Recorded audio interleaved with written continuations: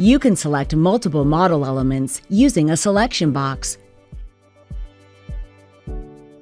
By default, selection boxes see and select entire solids.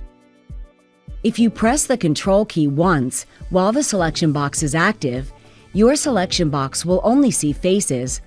The tooltip at the bottom of the screen shows these different modes. The Control key cycles between these modes. If you press Control once more, your selection box will only see edges. When you draw a selection box from left to right, it will display in blue. Blue selection boxes will only see elements that are completely inside the box. When you draw a selection box from right to left, it will display in green.